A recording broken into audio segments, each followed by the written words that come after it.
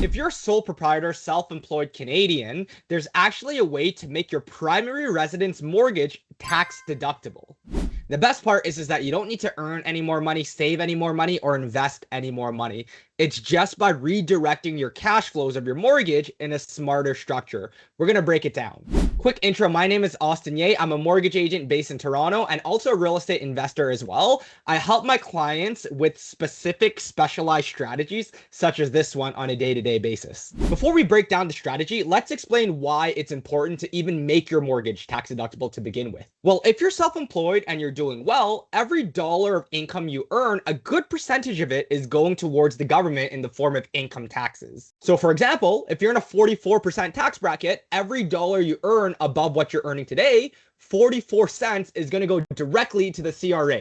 Whatever money you have remaining after paying taxes is then being used to pay off your primary residence mortgage. In other words, you're using after-tax dollars to pay down debt. So it's not efficient. It's going to be extremely hard for you to pay down your mortgage quickly, given that nothing about your primary residence is tax deductible. But there is a strategy to flip that around, especially if you're a sole proprietor, high income earner here in Canada, and it's approved by the CRA. Here's the underlying rule. The CRA doesn't care what the loan is secured against. In other words, let's say that you have a house that has no mortgage on it, then you put a mortgage on that house, but you use all of that debt that you borrowed to invest. The CRA will actually allow tax deductions on that. So in other words, they actually care about what the borrowed money was actually used for. Borrowed money used to earn income generally is tax deductible, whereas borrowed money for personal expenses generally is not tax deductible. Of course, speak with a certified CPA. Now, we can apply that same rule to your primary residence, and here's how it would look like. So first, let's break down the wrong way. Most business owners collect business income, and then whatever income they have, they pay off business expenses with it. And at the end of the day, they're either cash flow positive or negative from their business. Quite intuitive, but there's a smarter way to structure it. So here's actually the right way to go about it. You collect your business income, it goes into your business account, but instead what we want to do is we want to take this business revenue and use it to pay down your primary residence mortgage directly in a lump sum payment. So your mortgage on your primary residence, you're not able to write off the interest on it, but we're going to change that. So we're going to use it to pay down the mortgage, which is not tax deductible.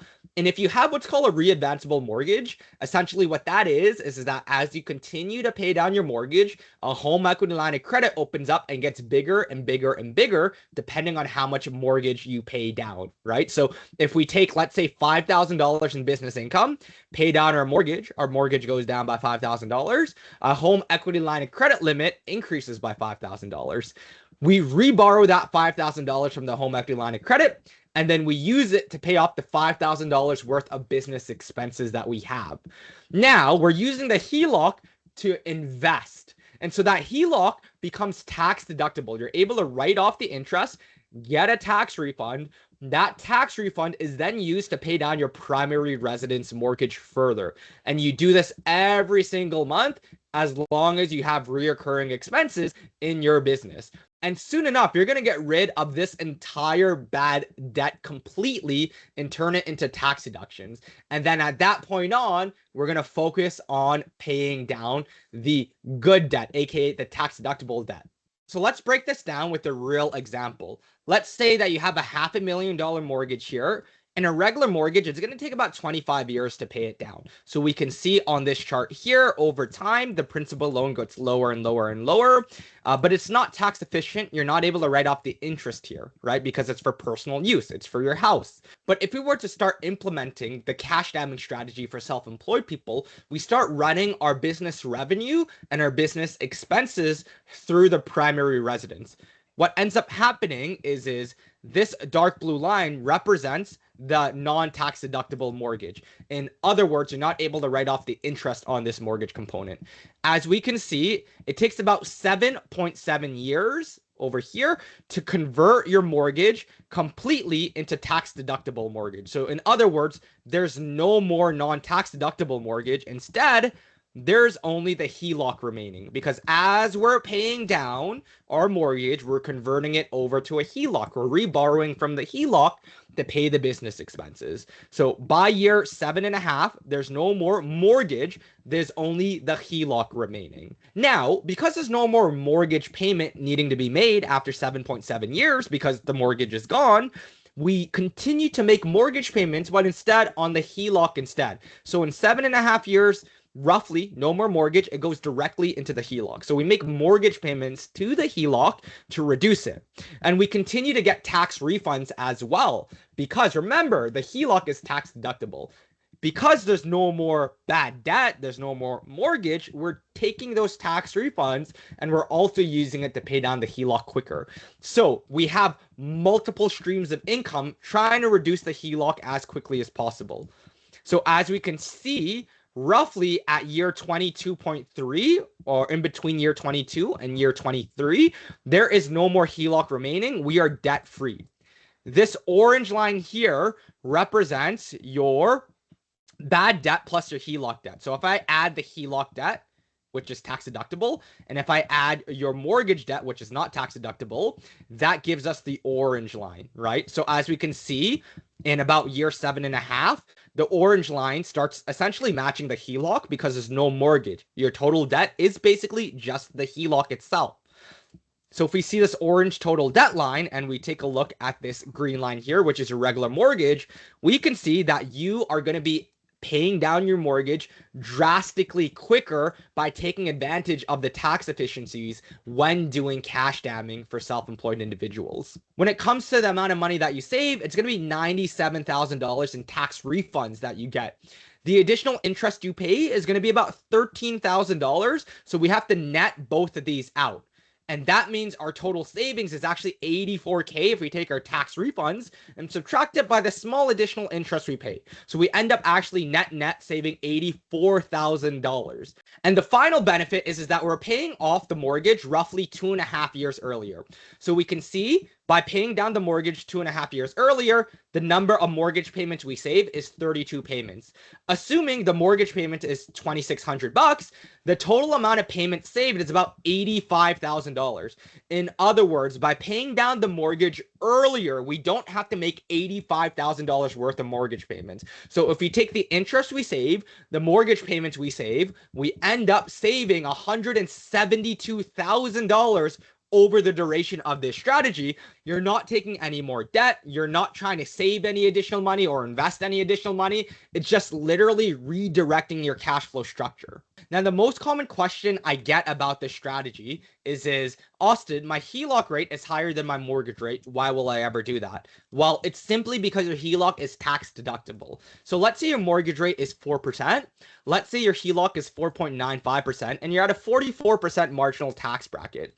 Even though your HELOC is 4.95%, you're able to write it off, meaning that any interest you pay at 4.95%, the government's going to give you a tax refund on this money because it's being used to pay for your business expenses. So if we net out the impact of paying the HELOC, then getting the tax refund, your actual interest you're paying on the HELOC after tax is 2.8%, not 4.95%, because this is tax deductible. You get a tax refund on this interest payment. So effectively, your interest is 2.8%.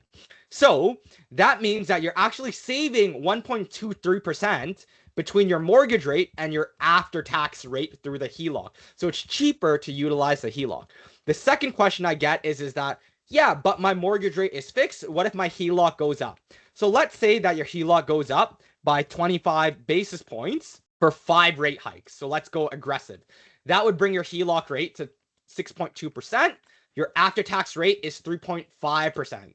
So the savings is still 0.53%. It's still cheaper to do this strategy. And on the flip side, if we're saying your HELOC is going to increase 5 times, by the time you renew your mortgage should be around 5%, right? Because if we're saying that the HELOC rate's going to increase, 100% your mortgage rate will eventually increase once you renew.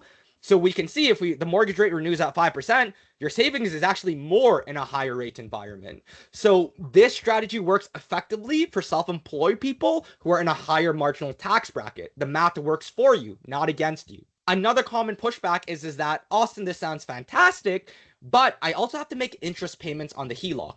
And they're not wrong about that, but they're wrong on how to implement the strategy. So you do have to make interest payments on the HELOC, but you don't make it out of your own pocket. Remember, when you're doing this strategy, you're taking business revenue and paying down your mortgage via a prepayment. So this is an additional payment on top of your regular mortgage payment, but you don't have to save anymore because you're taking it from business revenue, paying it down, reborrowing it, and paying off expenses. So by doing that, we're reborrowing from that HELOC. That HELOC has interest payments that need to be made, but the interest payments are made using the HELOC itself. So it's not going to cost you any money out of pocket. Now, how do we make sure the HELOC has enough space? Remember, we're making regular mortgage payments as well.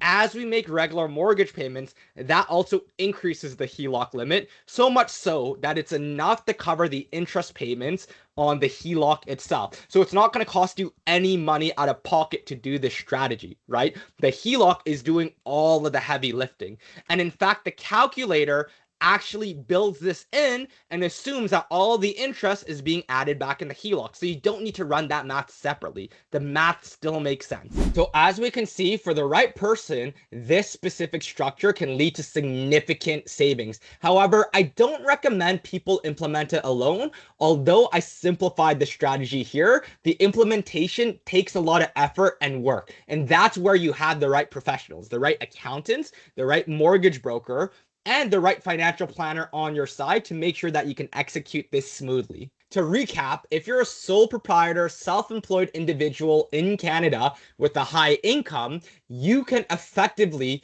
reduce the amount of mortgage interest you pay simply by redirecting your cash flows using cash damming for self-employed individuals. If you're self-employed and you want to go deeper into the strategy to see if it makes sense in your specific scenario, feel free to book a free intro call with me down in the description. And if you enjoyed this content, make sure to subscribe, share with a friend, leave a comment, and allows me to continue producing high quality content like this. Appreciate you guys watching the video. Peace. This content is for general informational purposes only, and it's not financial, tax, or legal advice. While I am a licensed mortgage agent, I'm not your mortgage agent, and nothing here creates a client relationship. Everyone's situation is different, so please qualify and consult a professional before making any decision. If you'd like to talk through your specific scenario, book a call and I'll help connect you with the right professionals.